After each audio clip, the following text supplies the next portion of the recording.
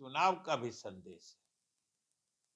तो हम लोग उम्मीद करते हैं कि अब तो कांग्रेस को आगे बढ़कर सभी क्षेत्रीय दलों को भी उचित सम्मान, उचित जगह, उचित महत्व देकर एक ऐसी स्थिति, एक ऐसी समझदारी बनाएंगे जिससे कि भाजपा को भी दिख जाएगा कि विपक्षी पार्टियों में कितना दम है। क्या लगता है आने वाले दिनों में नीतीश कुमार को अगर आगे रखते हैं तो शायद आगे चुनौती दे पाए बीजेपी को? शुरुआत नीतीश कुमार ने की थी इस गठबंधन की। इसमें कोई शक नहीं है कि नीतीश कुमार के अथक प्रयास और पहल के आधार पर ही इसका गठन हुआ था और ये गठबंधन बना था। इसमें कोई दो राय नहीं है, ये सब लोग जानते हैं, देश भी जानता है। और ये भी सभी पार्टियों का एक स्पष्ट फैसला था कि हम लोग मिलजुल कर चुनाव लड़ें, पहले भाजपा को सत्ता से बेदखल करें और आपस में हम लोग फिर कौन अगला उम्मीदवार होगा या किसके नेतृत्व में लड़ा जाएगा ये तय होगा। लेकिन स्वाभाविक रूप से अगर किसी विश्वसनीय चेहरा को आगे बढ़ाया जाएगा तो इसमें सहूलियत होती है। नहीं तो ये फैसला तो है ही कि भाई पहले हम लोग इसको बेदखल कर दें, फिर आपस में बैठ के हम लोग तय कर लेंगे, इसमें भी कोई परेशानी नहीं है। लेकिन सबसे बड़ी बात है कि क्षेत्रीय दलों को भी उचित स्पेस जो कहते हैं, उचित जगह, उचित मैंने उदारता के साथ उनके साथ व्यवहार करने से ही बात बनेगी। हर चुनाव जो होता है, चाहे एक प्रदेश में हो चाहे कई प्रदेशों में एक साथ हो, उसके जो नतीजे आते हैं उसके कुछ स्पष्ट संदेश होते हैं। और ये कल जो नतीजा आया है, 5 राज्यों में चुनाव हुआ था, उसके 4 राज्य के तो नतीजे आ चुके हैं, उनसे भी एक स्पष्ट संदेश दिख रहा है और वो महसूस हो रहा है कि ये जो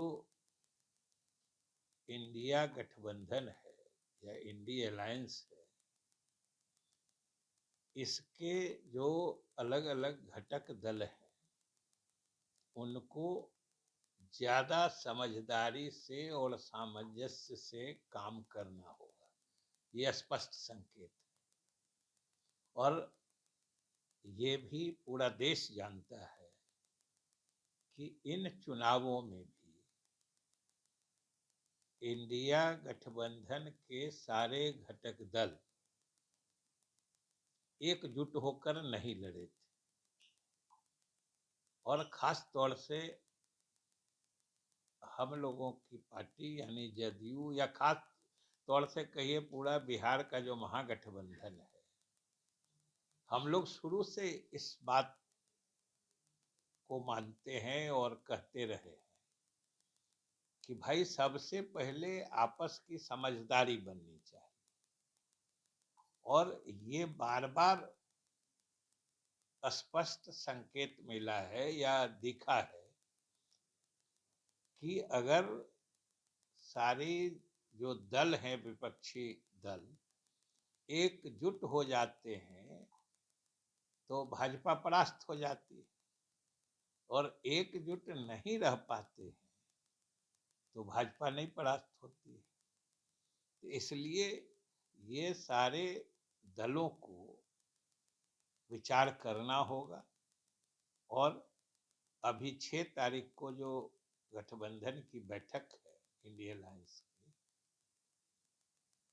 स्वाभाविक रूप से इसमें सभी दल को खुले दिल से सामंजस्य बैठाने की कोशिश करनी चाहिए। और चूंकि इस गठबंधन में कांग्रेस पार्टी सबसे बड़ी पार्टी है, स्वाभाविक रूप से उसकी जिम्मेदारी ज्यादा बन जाती है।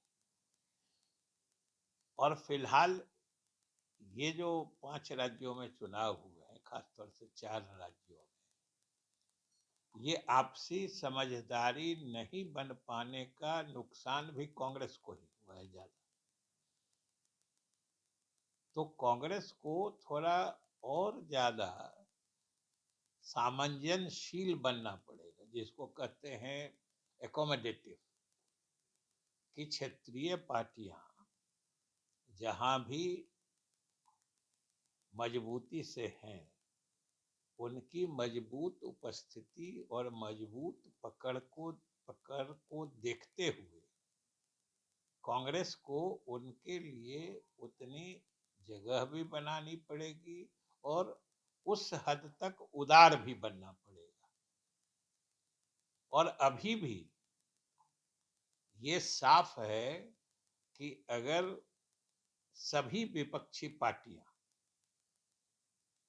जो इस गठबंधन के बनने से पहले से ही स्पष्ट है और मुख्यमंत्री नीतीश कुमार जी के ही पहल के आधार पर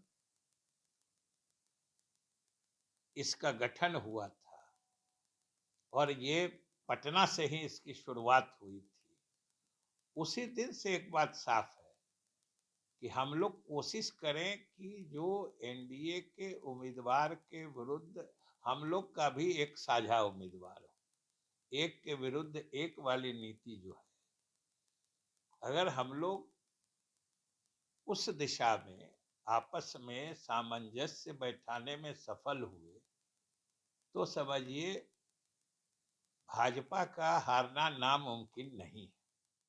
नहीं, देखिए अभी उस दिशा में कोई कुछ कहना बहुत जल्दबाजी हो, और विश्वसनीय कौन है कौन नहीं है ये किसी को कहने की जरूरत होती है, ये तो पूरा देश जानता है। इसलिए इसके बारे में कोई अभी न जल्दबाजी है न हड़बड़ी है, अभी सिर्फ एक लक्ष्य है और भाजपा के लोग भी कहते हैं कि प्रधानमंत्री की कोई वैकेंसी नहीं है, तो अभी एक ही लक्ष्य है कि मिलजुल कर चुनाव लड़े और वैकेंसी क्रिएट करा ले। वैकेंसी क्रिएट करा ले तो अगला इनकम्बेंट बहुत आसानी से तय हो जाए। और अगर एक साथ नहीं आते हैं, महागठबंधन की सभी पार्टियां एक मंच पर एक साथ नहीं आती हैं, तो क्या हो सकता है? नहीं, अगर देखिए अगर एक साथ नहीं आती हैं तो क्या होगा, ये भी तो कोई समझ सकता है ना। अभी पिछले चुनावों में अभी जिस चुनाव के नतीजे आए हैं उस चुनाव में सब लोग एक नहीं हुए, तो क्या हुआ? जो चुनाव में हुआ और जैसे होता है सब लोग अलग अलग हैं, पार्टियां तो सब अलग ही है ना, सबके अपने अपने कार्य क्षेत्र अलग अलग हैं, सबकी अपनी अलग अलग विश्वसनीयता है, सबके अपने अलग अलग प्रभाव क्षेत्र हैं और ये समय परीक्षित प्रभाव क्षेत्र है, टाइम टेस्टेड जो कहते हैं। दशकों से लोगों की विश्वसनीयता अपने अपने इलाकों में स्थापित रही है, वो प्रभावकारी नेतृत्व उन्होंने दिया है, तो इन सब बातों को साथ मिला के देखना होगा। और स्वाभाविक रूप से जब इन सभी फैक्टर्स को, इन सभी कारकों को मद्देनजर रख के फैसला होगा तो वो फैसला भी प्रभावकारी होगा, सीधी बात। सर एक सवाल